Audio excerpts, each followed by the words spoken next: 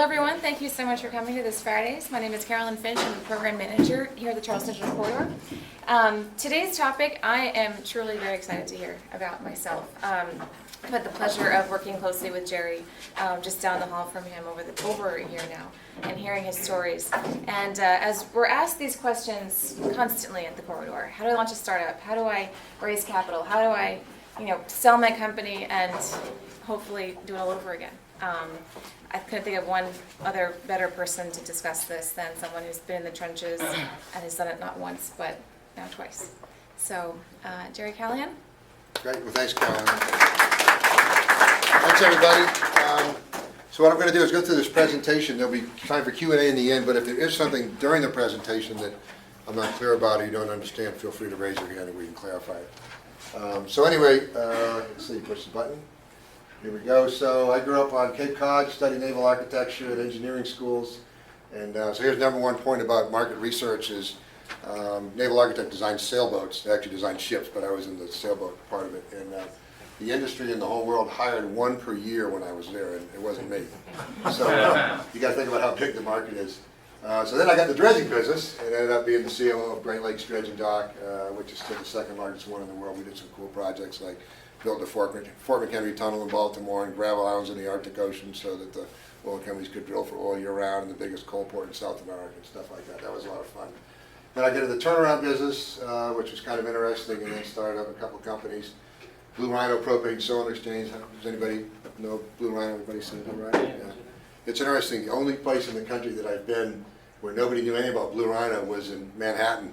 When Mike and I were up for our first TechCrunch presentation, there was this guy, Don Lear from Lear, the venture capital group, and he saw the whole pitch and he said, I really like it. He goes, but what's Blue Rhino? And everybody looked at him, but then you figure out they probably know a lot of propane cylinder exchange going on in Manhattan.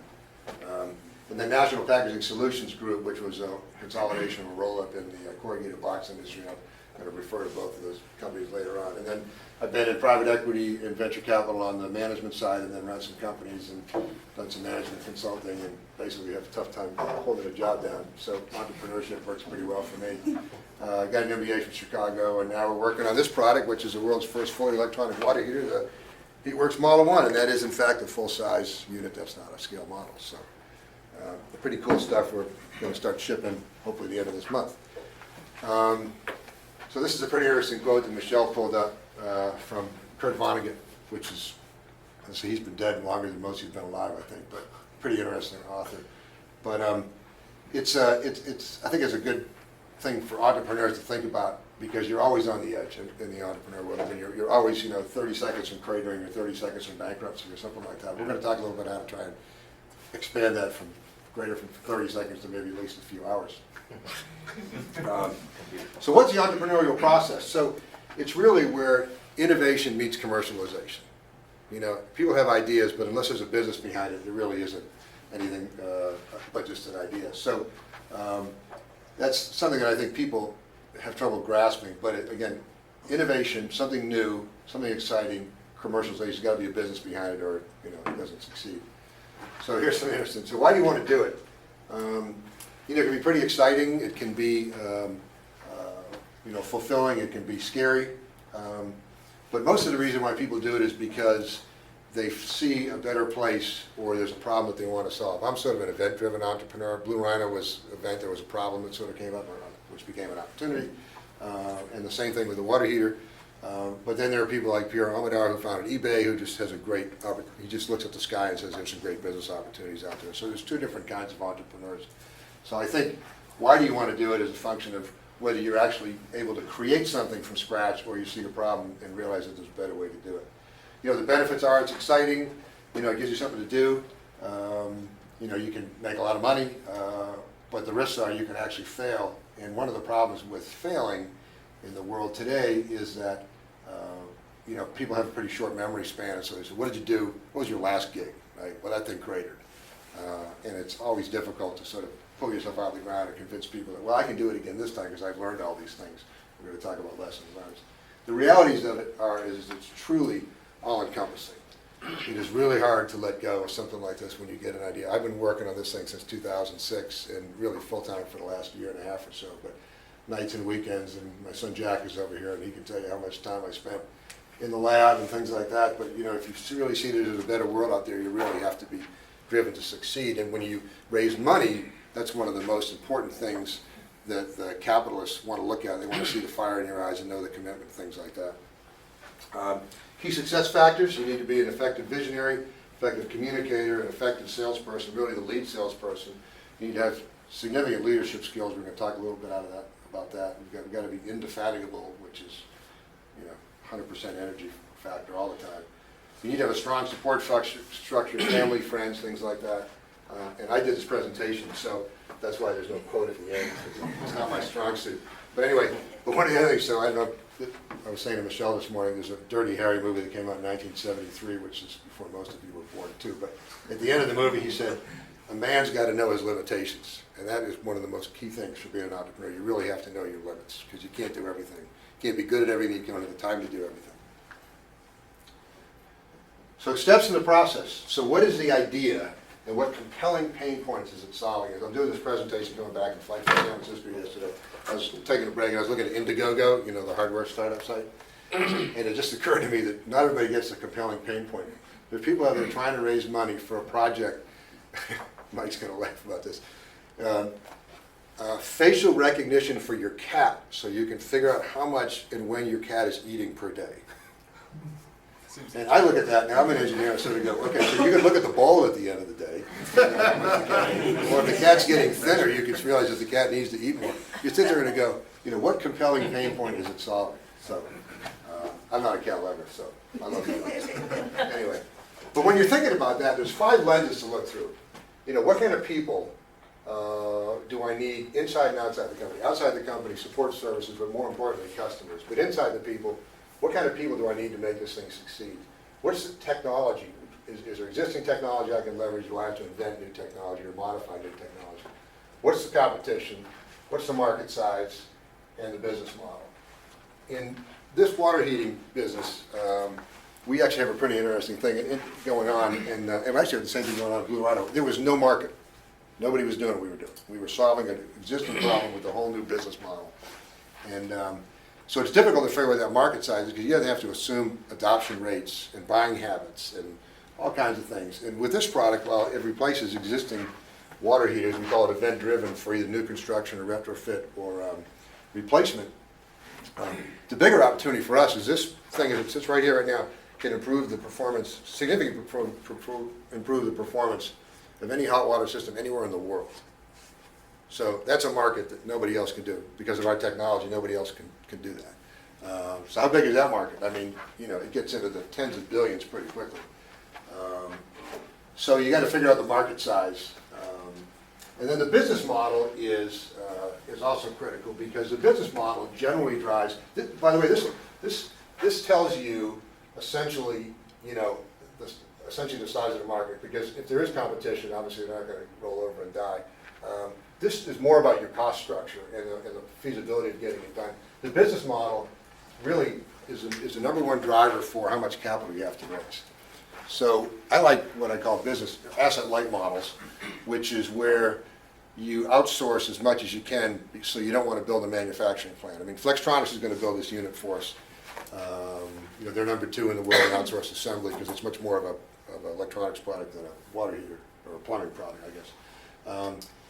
So we ran the math, and we thought, if we could build our own plant and assemble that product ourselves, we might save $3 or $4 or $5, $6 a model. It's not worth it to even think about trying to raise money, because that's one of the things that venture capitalists don't like about hardware companies, is investing money in something that doesn't have a market for it, right, on the resale side. I mean, it's like a car plant, right? I mean, GM's got, I don't know how many extra car plants, and the market value of those things is 0, because nobody needs an extra car plant.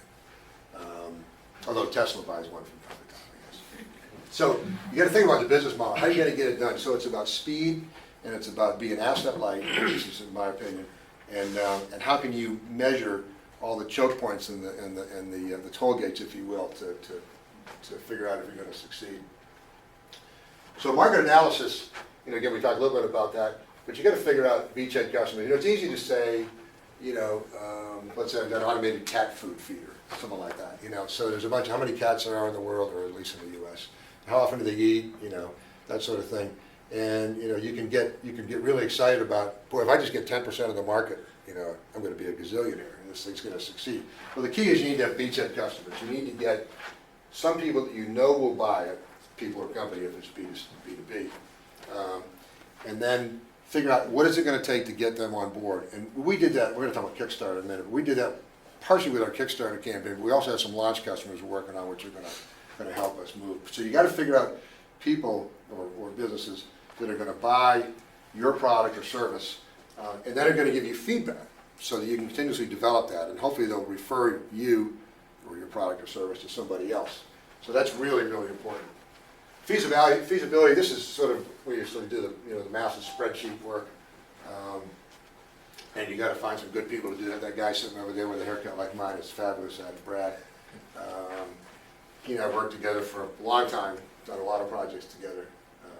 So he's a good guy to have around. But then you gotta figure, so the math, and then how do we differentiate ourselves? And this is more about, it's about differentiating yourself from the competition, but it's really about differentiating pricing. Because, if you've got let's say you're selling something for $100, you've got, a cost of $70, you get 30% gross margin. That's pretty good margin. Not great, but pretty good. Not great in the software business, but in the hardware business, not too bad. But for a little bit of premium pricing for products and services, you can take those margin points from 30 to 50 if you can get someone to give you $120 instead of $100. And that margin just gives you so much opportunity to do everything. To grow the business, to reinvest in the business, to invest in PR and advertising and things like that. So you got to think a lot about differentiation. I'm going to spend a little more time talking about raising capital, but this is quite a complex subject, and it changes all the time. So there's, if you sort of think about the continuum of fundraising, sort of the early stage, right? So here's sort of the idea, right? That's supposed to be a light bulb. So basically go to here, and then you sort of go to POC, sort of proof of concept, and then you go to cash flow positive, right? So this is generally sort of angel, friends and family, things like that. There are some angel groups around. This is sort of the venture capital side, and until a couple of years ago, venture capital, unless it's for cat dating apps. I don't mean to be. It sounds like I'm beating up on cats. I'm sorry about that. Venture capital, they funded you before you were pre-revenue, right? Now most of these guys are post-revenue. They want to see some sales. And so, for example, we've had some discussions with some very large venture capital firms, and they totally discount, the 1,600 units that we sold on Kickstarter as being not, they don't consider that to be revenue. And so, well, it's $435,000 worth of product, it's not so bad. So this has changed a lot. The VC market, probably 10 years ago, was 50% hardware, and probably 50% software. Right now, it's probably less than 5% hardware. And part of it is the fact that they don't want to invest in plants. They put a lot of money in companies like Fisker, the original, I shouldn't say the original, but an earlier electric car company. I mean, they just wrote off $500 million. Well, actually, it wasn't all venture capital, there were some government grants in there. So they get really scary, especially when there's new technology. So the concept of saying I'm outsourcing that to someone like Flex makes them feel better, even if you're giving up some margin points and things like that. And then once you become cash flow positive, then you sort of get into the private equity side. But we want to focus more on sort of this and this part, because at this point your opportunities really open up, because the private equity guys, is everybody clear on the difference between venture capital and private equity? Okay. It's still essentially function the same. It's really the stage of the company. They get money from limited partners, insurance companies and individuals and things like that, and then they go invest in deals, and the entity itself, the VC firm and private equity firm, takes a promote 20% of the profits to the extent they have some on the sale of the product. So question is what's in vogue. So this is a difficult thing for us, but we're so compelling, we believe, that only 5% of the people out there are interested in it. Sequoia Capital was a group we've been talking to, and they were 10 years ago they were half and half, and now they're like less than 5% hardware, which is okay. What about services? I honestly couldn't tell you much about that because I haven't spent much time on the services funding side of it. It's pretty asset light, so they're probably not too averse to it. But that's a good question. We haven't figured out how to sell services to this thing yet, but we will. So alternate funding methods. So, Kickstarter, Indiegogo. Kickstarter is more about, everybody know what Kickstarter is? Crowdfunding. So the history of crowdfunding was, originally, the idea was that people would invest in the company. They would end up with shares in the company or ownership of the company. And then the Securities and Exchange Commission got a little sideways on that, which is probably a good thing. So now they get into this it's still called crowdfunding, but what you do is you get a product or a service or something like that. In our case, people get water heaters or t-shirts, depending what level they pledge at, which is essentially buying. So these are pretty good things. Kickstarter, Indiegogo, there's a couple other ones out there. Indiegogo is much more hardware oriented. Kickstarter is more, I'll say, non-hardware oriented, music albums and purses and shoes and things like that. And the reason we went to Kickstarter was a couple of reasons. First of all is we didn't go to sell units. We didn't go to raise money, although we're happy to have sold almost 1,600 units on it. What we did do is to go there to get really granular data about pain points about the water heating, people's experience with water heating, that we couldn't get. The industry is so large and so commoditized and so staid that even when you talk to the big guys like A.O. Smith, they had no idea what their customers' pain points were. Oh, they just want hot water. It's like a utility. I said, what is the detail behind it? Well, that's sort of how it works. I thought, well, so from a competitive perspective, let's go out there and figure out what the customers really want.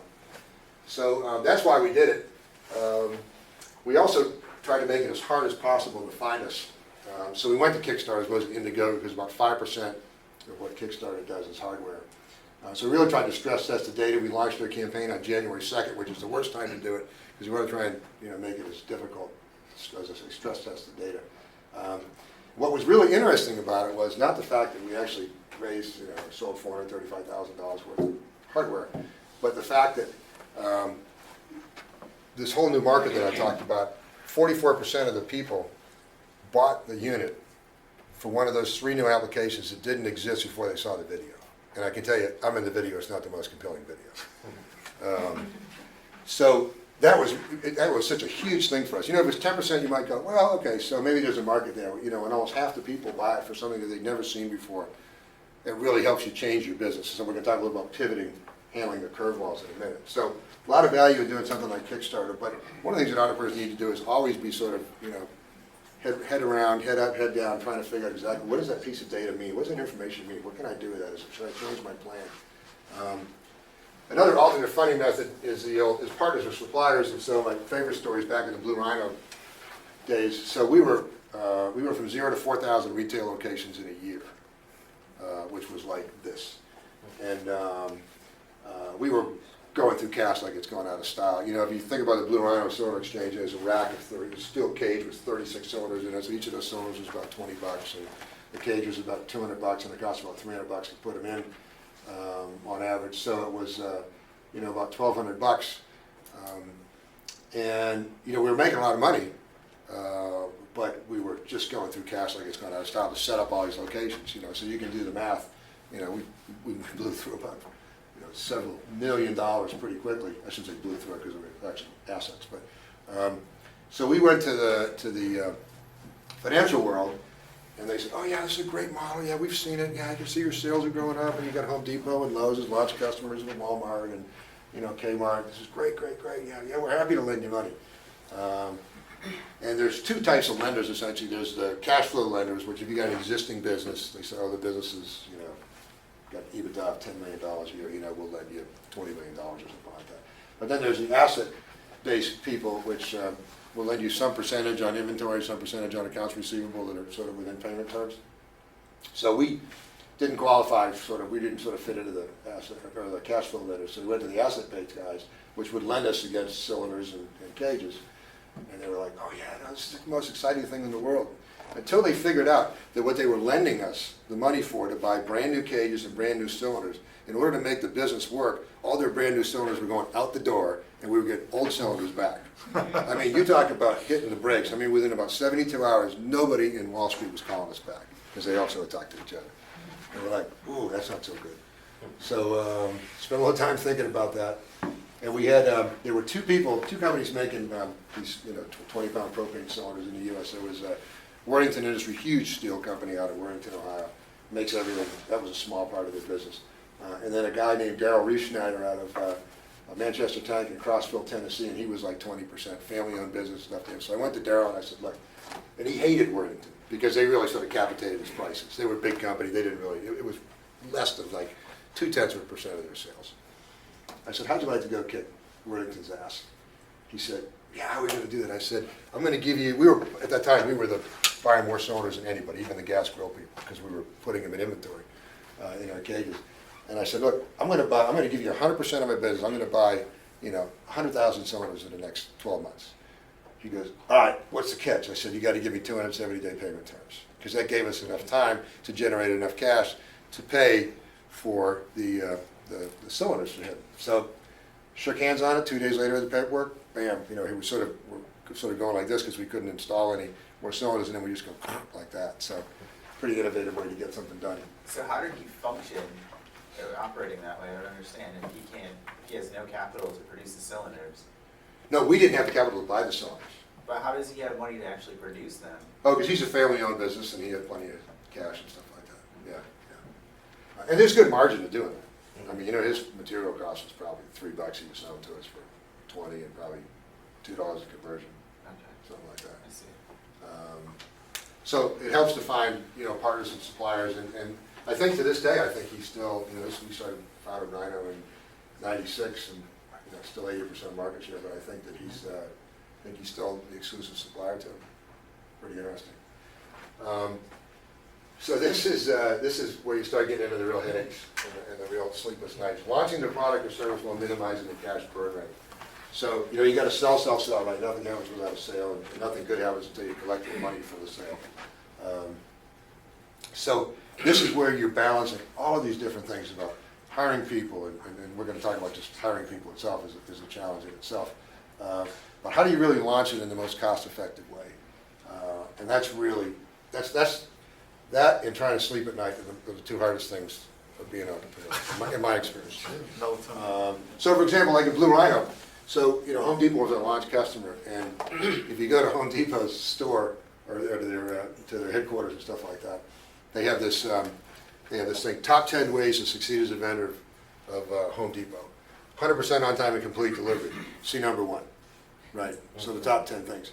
So once something catches on, and it's still their most profitable product, and it's their favorite product because they've got great margin, and it helps them sell grills. That was part of the idea. I don't want to waste too much time on the business model of Blue Rhino, but it wasn't just about solving the consumer's problem about not being able to fill up a gas cylinder on weekends when most people are grilling. It was really about trying to figure out how we could generate more exchanges from new grill sales, and so that's what the Depot and those guys liked about it. Was that, actually now they can make a gas grill an impulse purchase because you can take it home and use it as opposed to buying a grill and then you got to get the cylinder filled up.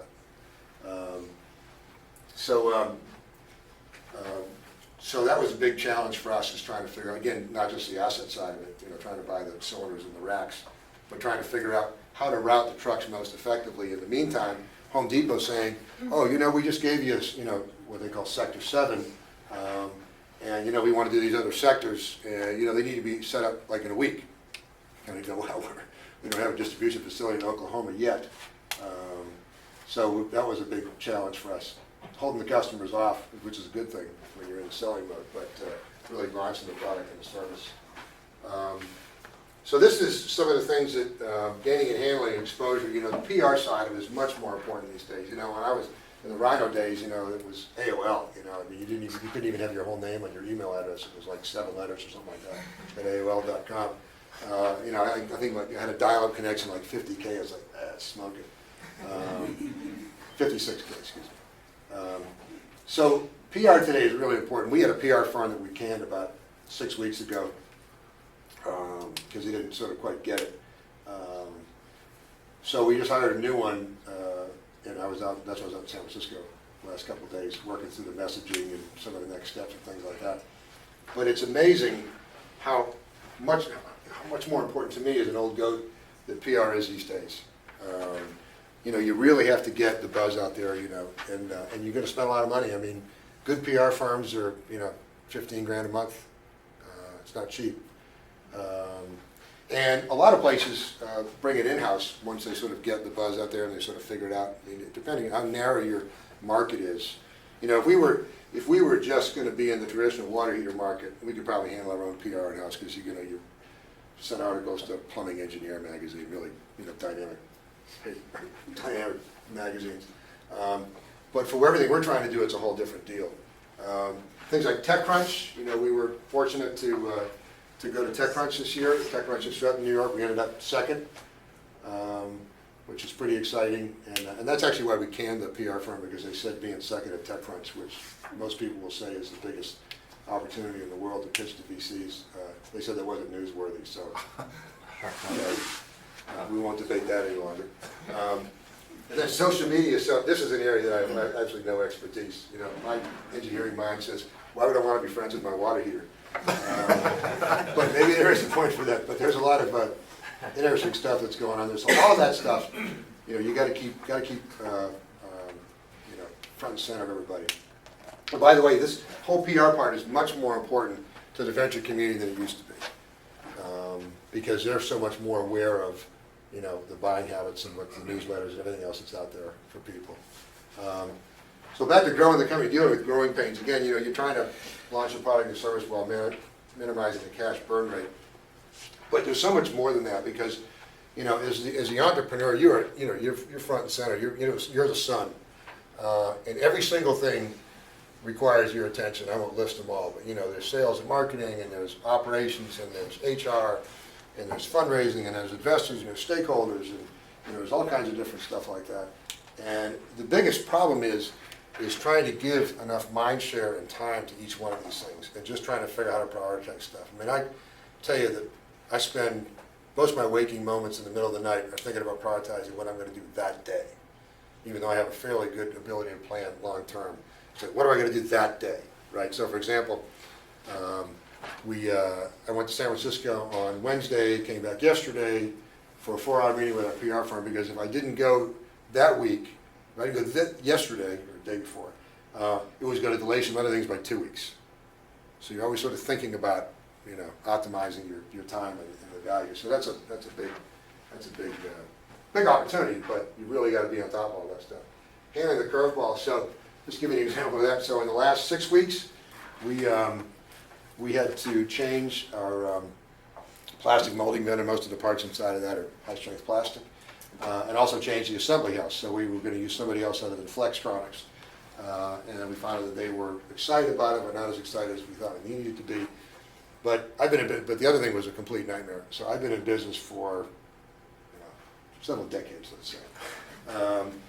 And I've never seen anything like this. We had everybody knows what a purchase order is. It's a binding agreement, right? I give you a purchase order, I agree to pay you, you agree to give me goods and services. And we had this molding company in California that was making the molding tools in China, which is most people get it made. And they became like totally non-responsive and wanted to change the deal and all the rest of that stuff. And said they didn't accept our purchase order, which they did because they took a $75,000 deposit. And it literally took 8 weeks to unwind this thing. I mean, it was a nightmare. It was the worst thing I've ever seen in my life. And I spent a lot of time fixing troubled companies. And so finally we got that sorted out, but that really set us back about 8 or 10 weeks, which, you know, cost us several $100,000 in the cash burn rate, which wasn't in the forecast. So just two examples of how things can come up. That one of them, the Flex, switching from GMI to Flex, made sense overall, but the other was just trying to deal with it. As a result, we ended up having to air freight 14,000 pounds of steel from China to Atlanta, which is like, you know, air freighting 4 cars, which is not cheap. So, but here we are. We got a good vendor in outside of Atlanta. So raising capital. So let's talk about that. The way to think about raising capital in the most efficient way is this. And most people would think about it this way. But what you do is you raise money to buy time for experiments. You buy experiments to produce information. You produce information to make decisions. You make decisions to open and close options. You raise enough cash plus a safety factor at each stage to get you to that next decision point and to deal with its outcomes. If you say, I'm going to go, let's say I'm going to be in the cat facial recognition business, and I start here, and I go up here. Let's say I think it's going to cost $10 million, right? Easiest thing to do is, I'm going to raise all the $10 million up front. If you can get someone to bite on that, you're going to lose control of your company. and control is really important. At some point, you will give up control of your company. But until it's really, there's a point where you'll say, it makes sense to give it up because nobody can screw it up at this point, which is a whole other story. But what you really want to do is to sort of say, break this up into different things and say, okay, so I need to raise, how much do I need to raise to figure out facial technology, facial recognition technology for cat? Let's say that's $1 million, right? Now let's say you get it done for the $1 million, and then you say, well, you know what? That can also work for dogs too. So I need another $1 million to figure out to make it work for dogs, and then I need another $1 million to go ahead and try and figure out someone that can source this camera that the cat won't chew up. And so you sort of got to think about all these different things. But what happens is it rarely is the outcome what you think it's going to be. So when we started this product, so in 2006 I had this idea to solve this thing, and I pretty much self-funded this thing for the first, well, even to today almost, but I've got a few partners. So the first thing was to figure out, can I actually heat water without using resistance heating elements? So that costs, so I put a budget in my mind, but think about it in the same context as if I was getting outside capital. So that's a couple $100,000. Okay, we get it to work, but we have lousy temperature control. No one's going to take a shower when the temperature's going up and down by 10 degrees. So okay, so now what does it take to get to better temperature control? And we're still working on that. That's a work in process. But we're getting pretty damn close. And so that's another thing. And then what about electrode life? How long is it going to take? What's going to make this thing fail, right? So that's another, $500,000 you spend. And you sort of go down that point until you realize, till you get to the point where you actually don't need venture capital funding anymore. Then you can go to the banks and get, asset-based lending for funding the receivables from your customers and stuff like that. But along the way, when you think about options, for example, there were some options. We abandoned a couple different potential applications for it because we realized that even though the technology for this water heater handles or heats any electrical conductive liquid, there are some that you don't want to fool with, and there are some standards that you have to deal with. So I just can't possibly afford to go through all that testing and things like that. So you end up with options, and you sort of narrow your focus a little bit.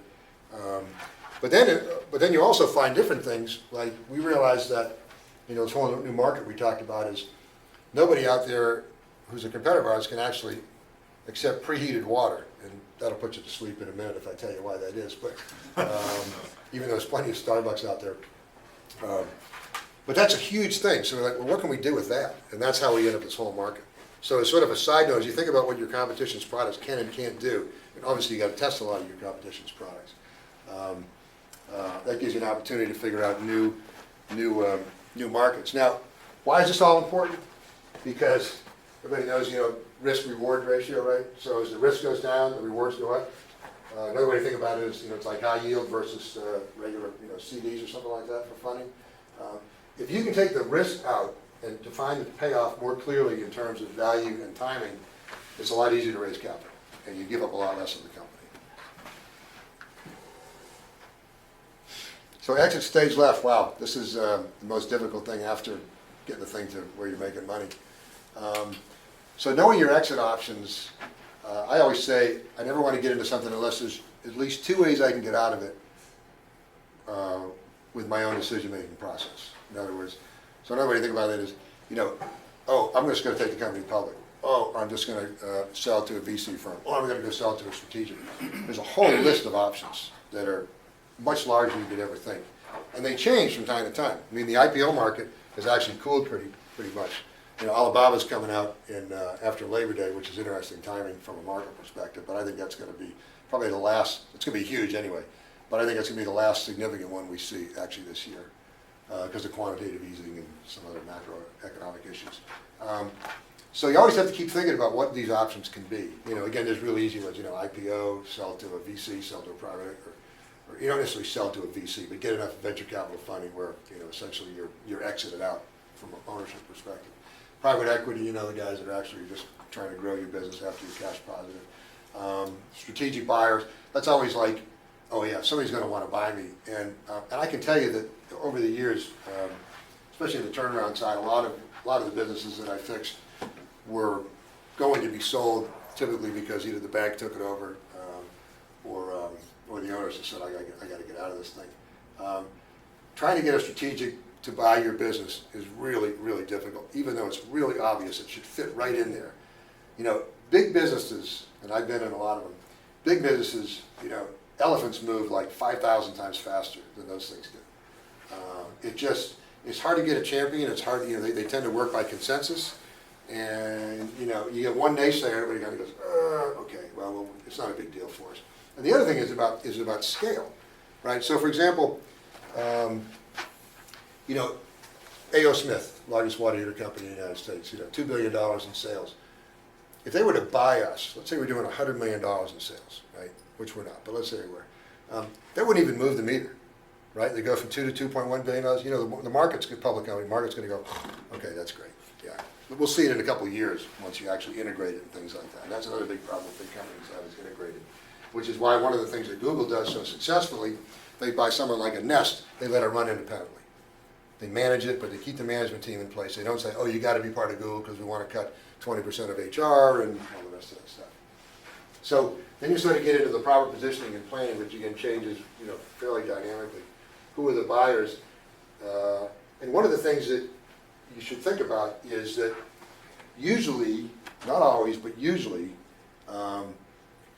you're going to be better positioned if you make an acquisition or merge yourself. In other words, take out some of the competition. So in this one, you buy the dog facial recognition guy, and you go, now I'm in the pet facial recognition business. That adds value, it adds cachet, and there's a little bit of economy of scale. So it isn't as simple as saying, here's what I've got, I want to sell this business. I mean, in this business, because we have this pretty interesting technology, you know, there's nobody who's really interested in buying the whole business, I would say. And I don't want anybody to be discouraged about that. Because, for example, we have a significant amount of interest from the dairy industry to use this technology to pasteurize milk. Obviously, the unit would be slightly larger than that. But someone who's in the water unit business is going to have no interest in pasteurizing milk, right? And then some of the industrial and commercial processes working on, right? So in our case, we sort of have the luxury of being able to sell off or merge or put joint ventures together with different partners. So it's a little bit less clean, right? So this is why I put, is it a clear and clean process? I mean, if you've got something that's really interesting, I mean, Ryan's got this working for this company called Weather Flow, and they've got these cool little handheld flow meters. You know, Davis Instruments in California, big in that business. That may be it's a real easy exit to those guys. But you know, IBM probably isn't a likely buy, even though you guys are generating tons of data and stuff like that. Avoid auctions. And while people get into auctions to get the highest price for their business, the reason why you want to get out of auctions, or not get into an auction in the first place. And when I say an auction, that's where you hire an investment bank to go out there and find the likely buyers, and they put the book out and stuff like that, and you got 10 likely buyers, you cut it down to the top 3 or 4, something like that, and then you say, okay, I need your best and final offer by 5 o'clock on Friday, and then you pick one. The reason why you do that is because people immediately stop thinking about the value of your business, why they're buying it. It becomes a numbers game. And once you get in a numbers game, it gets to be much more, you have a much more difficult time of closing that deal. Because what happens is, in an auction, someone will say, I'd like to pay this, you know, but boy, you know, my competition, so I'm going to go up here. And all of a sudden they start going through the due diligence period and they go, you know, yeah, the numbers are good, but by the way, you know, Jerry doesn't show up at work till 8:30 every morning, and that's a bad thing, and, you know, they find all these different things, and all this start driving the value down of the business. And the other thing about exits is, time is the enemy of all deals, right? I can have the greatest deal, though, if I can close tomorrow, I am so happy. If I had to wait 90 days, and I wait for my attorneys to go through the documents, it becomes less and less attractive, you know? Plus, the other thing is, when you're, especially in a smaller business, when the business is being sold, is management tend to keep their eye off the ball. They're trying to sell the business. Some people are going to the Ferrari dealership every Saturday, you know? So you have to think about that. How do you know about the timing and you know, a fast no is a whole lot better than a slow maybe. But a quick deal is better than a higher value, longer running deal. How do you know when to exit? It feels good. It never feels great. We went public with Blue Rhino. A bunch of us didn't want to go public. But the market was really hot for companies like us. We actually had H&Q, Hambrick and Quist take us public, which was a technology company, or technology investment bank, because we thought a lot of those people would would get the joke more than more the consumer products investment banks, like say Goldman or something like that. But rarely will it be like, oh yeah, this is exactly the time to go. So you have to be cognizant of that. That's one of the things in the back of your mind. One of these things. What am I trying to manage? I mean, you got to try an expectation. I will tell you one thing: if you try and grow a business to make money, you likely won't succeed. What you really need to do is grow a good business, and at some point, which may be a lot longer horizon than you ever think it's going to be, someone will make you an offer to buy or merge or something like that. I want to talk about NPSG for a second here, the box company. Let me go back to our slide for a second. Actually, I can do it on this one. It's cool having two buttons. So let's do it all over again. So it can be pretty addictive, especially if you have some success at it. But I think it's more speaks to the individual's psyche and focus and what they really enjoy. I'm actually a very project-oriented person. If I were to someone said, hey, come and run IBM, I'd say, you know what, I can't mow the lawn every day, which is what a job like that really is, because it's just, I'm not being critical of people that run big companies, but for me it just doesn't work. So, it can be addictive, but you have to make sure what made it work or not. Is it luck? I mean, it's always better to be lucky than good, but you have to keep thinking about, you have to learn from your mistakes, you have to audit your decision-making process on a regular basis, be brutally honest with yourself. So what made it, Blue Rhino, it worked because it was right. We could launch Blue Rhino today. If nobody else did, it would be just as successful. It was just one of those things that's really cool, and I think we're going to have the same thing here. Some of it's timing, some of it's secret recipe. We did this company called National Packaging Solutions Group. We started up right before Y2K, and everybody thought all of our software was going to crash, but nothing happened. So what we did is, the paper, Carolyn, how are we doing in time, by the way? Okay. So if you think about corrugated boxes, really exciting business. I seem to spend my time in really exciting businesses. So they got these big paper machines, like that really attractive smelling machine that Westvaco has up off the Holt Bridge up there. So they make that corrugated paper in widths of 120 inches, so 10 feet wide, at 60 miles per hour. That's how fast those things make paper. So what that tells you, they don't start making money until you get to like 98, 99% capacity. I mean, running, they shut down for 2 weeks, and it's probably a week over Christmas. Those things, 24/7, those things are cranking. So what they've got is they've got this 120-inch wide roll of paper. That's, these things are 100. Then they trim them out into different lengths once the thing comes off out of the take-up reels. But what happens is it's a very low value per whatever unit you want, per cubic foot, per square inch, whatever. So they need to make sure that they minimize the scrap or the non-used material all the way to when it gets to where Ryan's buying the boxes. Well, if you can think about it, every box is different, but most boxes are different sizes and stuff like that. So what happens is, I was looking for a business to start, and I did some analysis on it. We realized that basically they were scrapping about 15, or recycling about 15% of what they were making. So that's a huge part of the business for a business that doesn't start making money until they're like 97, 98%. So we thought, gee, if you could take that down to 10%, it would be really compelling. So what we did is we bought a bunch of, so in the process, they make this rolls of paper, corrugated, and then they laminate it together. They fold the corrugated piece in the middle for strength, and they put a layer on the top and the bottom. And then they slot that into sheets, and then they go to what they call sheet plants, which then take those sheets, cut them up into smaller sheets, and then fold them and slot them and print them and glue them together. And then they ship them. And by the way, a truckload of corrugated is only worth about $15,000 or $20,000. You can't truck it very far, so these plants are all over the place. And a similar thing with the rolls of paper itself. So I thought, well, you know what? What if we went out and bought, which is we did, we went out and bought sheet plants which have local customers, some big national customers, mostly local customers within a 100-mile radius, and shut down most of their converting capacity, give that back to the big integrator, the Georgia Pacifics and the Midwest Vacos and International Paper, and get them to do, instead of making 100% of our boxes ourselves, buying the sheets, get them to sell us about 85% of the sheet. That takes care of this whole 5 or 6% of that width that they're throwing away. We get fabulous pricing. We're able to move into smaller facilities or keep more finished boxes on hand to supply our customers on a just-in-time basis. And it was a great business model, and the exit was, this is lessons learned, so Georgia Pacific was our number 1 partner, and International Paper was our number 2 partner. Either one of those guys was going to buy the business.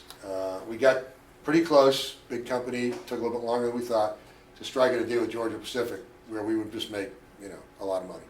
And it'd be great for them because they take their scrap from 15% to like 9%. So what happens is, recession hits, things are slowing down a little bit. That's okay, GP's still interested because they got to run those plants. But then they get taken private by Coke Industries, like big surprise deal. Oops, all deals are off. No good. IP, International Paper says, recession's on there, not a great deal. We had way too much debt in a recession, and we ended up selling the business off in pieces, and I don't know, got pennies on the dollar back. So that was all about timing right there. And everything other than that was all teed up.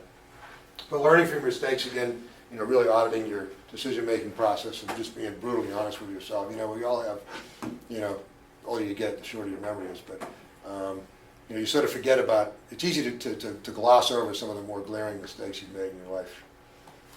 So let's talk about the person at the center of the circle over here. 3 main qualities. You have the confidence to make high risk reward decisions. That's what, generally what business is about. But depends, but in the entrepreneur world it's much more critical. You much more high risk and hopefully high reward decisions. But to the extent you can, rely exclusively on data, not on opinion. To the extent there's no data available, then you have to rely on opinion. But you really got to drive the data, the decisions on data. This is very difficult to do. Second is having the humility to know that the success of your decisions depends on the creatively working by the team. That's actually not so hard. This is the hard part. You must empower them, trust them, and build their confidence and give away some power and control. I find out for me that I really know when it's time to give something away when my mindset is, nobody can possibly do it as good as I can. To me, that's a trigger that says, I got to get someone else to do it. So we're in the process of growing the business. And the third is to clearly communicate the vision, ground rules, and the values of the business. The value, we're still working through that. We're still a startup. Our vision is, I think, is fairly clear. We want to redefine how the world heats and uses water. We're going to talk about the galaxy, but haven't been to Mars yet. Ground rules and values. We want to make sure our customers are responding to quickly. And we're fortunate. In some regard, we have a little bit of sleepy competition out there with the A.O. Smiths, but this is a much savvier group of consumers based on the data that we got from, or prosumers, as the PR people call it. We got from the Kickstarter campaign. So some things to read. These are 2 great books. Disciplined Entrepreneurship. Our management team has gone through this now. This guy Bill Olet from MIT. 24 steps. Really, you look at it and you go, oh my God, I got to do all that stuff. But every one of those steps is valuable. This is a really good book. Ben Horowitz, he's one of the co-founders. Anderson, Horowitz Venture Capital. Mark Anderson, the Netscape guy. It really is, it's a pretty interesting book. He talks about it more from the venture capital side and being the CEO than really as a pure entrepreneur, because he didn't launch any of the companies, but it's still really good. Read the Wall Street Journal, because that's what all the big boys do. And at some point you're going to be talking to the big boys, so you sort of how to be able to have some sense of what's going on. Harvard Business Review used to be a pretty sleepy monthly mag, but they've actually gotten more interesting over the last couple of years, and it is those are all the kind of articles that are not tactical at all. They're all strategic, so it makes you sort of get out of your day-to-day mode and elevate your thought process to sort of what should I be thinking about 30 days down the road or 60 days down the road. So other thoughts, show up. If you're going to have a job, show up. Even better, show up early. There's no excuse for someone who says they're late that they got a Starbucks latte in their hand. Be engaged, but that really is important. And it isn't, there are some bosses that sit there and go, oh, Jerry got in at 8:03 or Jerry got in at 7:50. But the idea is, there's a lot going on in the startup, and it's not a 9 to 5 or 8 to 5 job or 8 to 4 job or something like that. And that's also sort of a litmus test for when you're evaluating people. Not necessarily that they get in there, but when they're there, they're really engaged and responsible. So, they're engaged in everything that's going on. They're responsible. They say they're going to get something done in a week. They need to get it done in a week. And we actually had a individual who's no longer with us that couldn't quite get in the startup groove, and wasn't responsible for meeting timelines, because the timelines, everything relies on something else, right? There's really nothing that we're doing today that's of any significance that doesn't have a significant impact on the outcome, but more importantly, significant impact on the timing and the ability to execute other things. Again, I said, went from San Francisco for a 4.5-hour meeting. Otherwise, it was delayed most things for 2 weeks. Add value every day. Wake up in the morning, look in the mirror, look yourself in the eye, and go, I'm going to make it happen today. And that is something that's not easy to do. Sometimes it helps to have a dry erase marker on the mirror. Add value every day. Develop a solid, see here, solid, not sold. Michelle, can you take care of that? I will. Thank you so much. Develop a solid decision-making process and audit. It's really important every day. You don't have to do it every day, but certainly once a week you should look at the task list that you have, figure out what you got done, what you didn't get done, what do you need to do to get better? Do you need some, do I need some word processing skills? Absolutely. Sign up for, word training next week. But this is, from an individual's perspective, other than the fact that you want to be engaged, this is what's going to add more value to you, to yourself and a company, is that you understand how you work, why you make decisions, why you make bad decisions, because we all make bad decisions, and how to continually improve, like the continually improving process, like Six Sigma in manufacturing. Help others. There's no I in team, we know that. I didn't do this on purpose, too. I almost wanted to do that, but that's not good. Keep your head up and look forward. I don't know where spell check is in PowerPoint. So keep your head up and looking forward, because there's all these opportunities that are out there, and this is for everybody in the organization, but clearly for the entrepreneurs, to sit there and think about what's going on. And part of that is you want to network with people. Network has good and bad connotations. Some people use networks networking in a negative way. You always want to help the other person more than you ask someone to help you. But you have to get out of your, I won't say your comfort zone, but your normal circle of acquaintances. Try and meet new people all the time and spend time with them and just sort of get their ideas and perspectives, even if they have no way you think that they can help you. And people enjoy, intelligent conversation. So that's that. So I've got some time for Q&A if anybody has anything you want to talk about.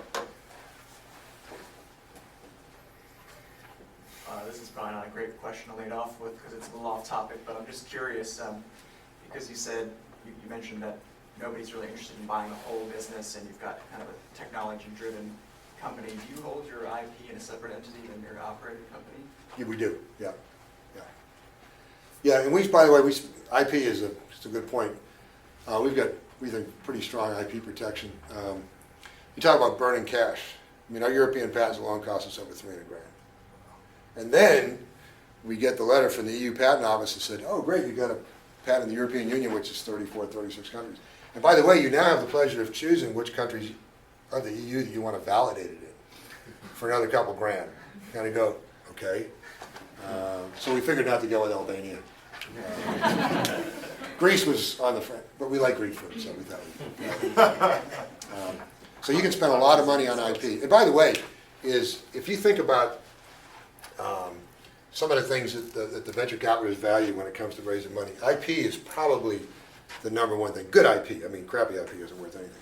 But good IP is the number one thing, because they feel like if you have good competitive IP, no one's thought about it before. That's one of the things about a patent. Or if they thought I haven't done much about it. But it's probably a good business that you can build around that. Or there's a higher likelihood it's a good business you can work around that. But patents are very valuable, but can be very expensive. Is there a strategic reason for what you described, splitting the company from the tangible product to the IP? Yeah, and that's the idea is that, so if we have, here's ISI Technology, which is the parent company. So if we want to license technology to the dairy industry, we just license it from here, but it all stays up here up in the mothership. I see. Yeah. On this topic, Joe, can you just maybe clarify for me the difference between a licensing play versus a joint venture?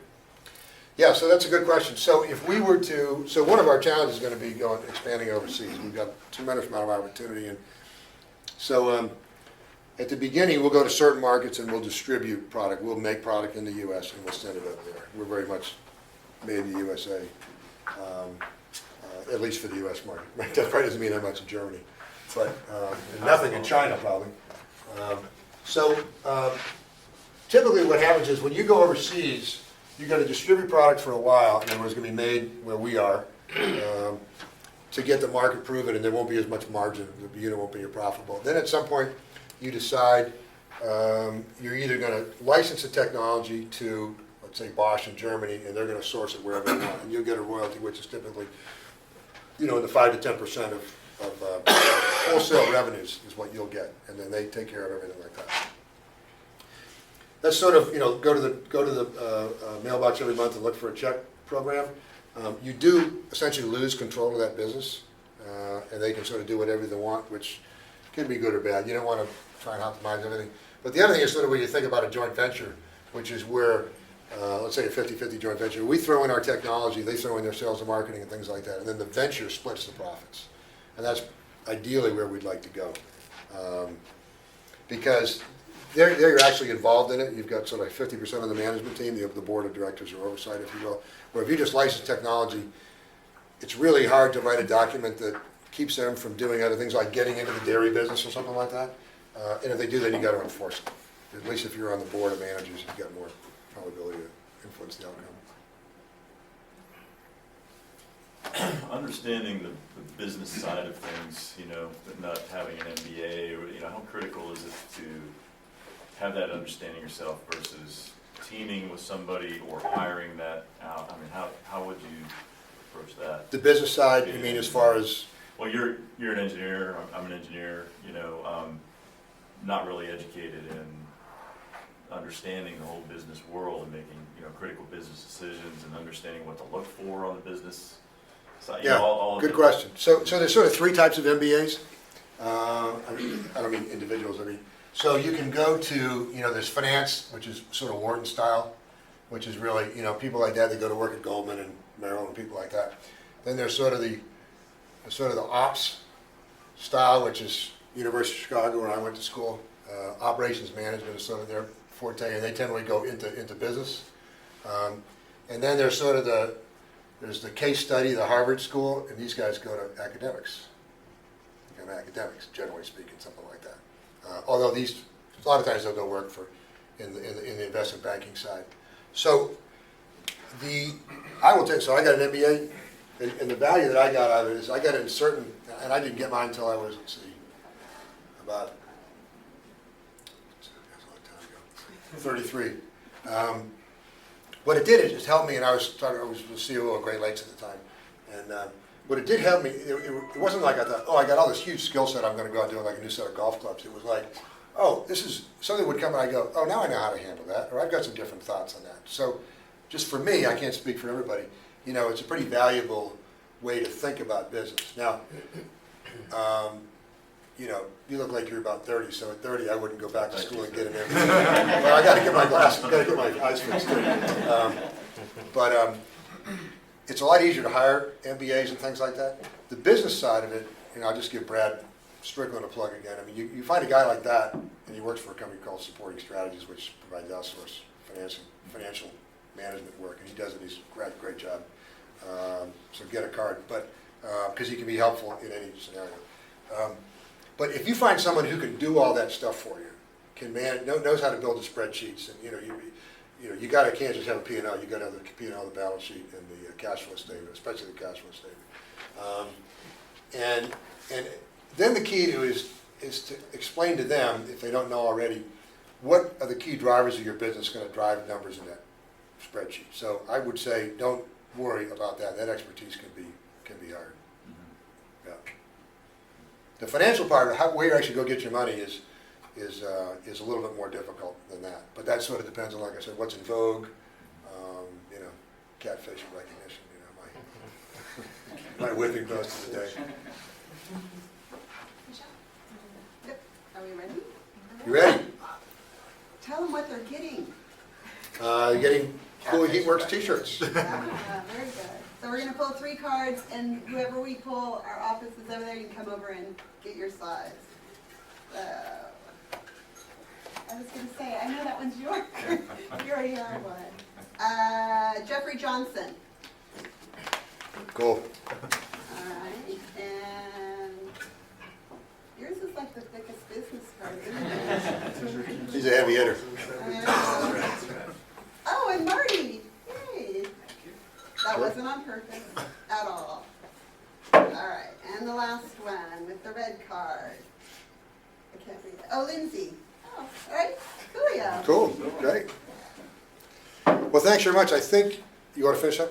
That's about it. Thanks, Jerry. I think, well, thanks. I think the presentation after spell check is going to be on the website or something, right? Yes, Yeah. after we still check it. The presentation, we'll get the video up as well early next week. So if you miss something, you can watch it over again or share with your friends.